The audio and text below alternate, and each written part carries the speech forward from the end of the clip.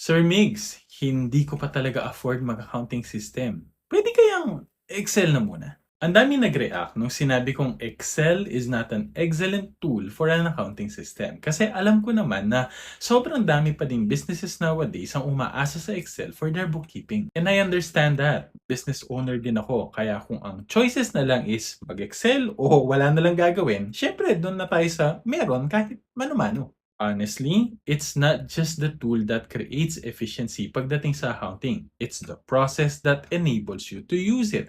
Kahit high-tech at sobrang mahal pa ng system na gamit mo, kung ang proseso mo magulo, walang silbi yan. At the same time, kahit Excel lang ang gamit mo, kung maayos ang proseso, lalo na sa bookkeeping, it will still serve its purpose sa business mo. Ang napansin ko lang kasi, once we started taking away the spreadsheets and implement a proper accounting system, napipilitan ng mga tao na mag-adjust. Lumilitaw yung inefficiencies dati, lumalabas yung mga errors, at napupwersang mag-collaborate yung mga tao kasi yun ang requirement para mas maayos ang system mo. This is the power of accounting automation. And if you're interested to know more, send us a message. Lagi tandaan, basta accounting, i-automate na yan.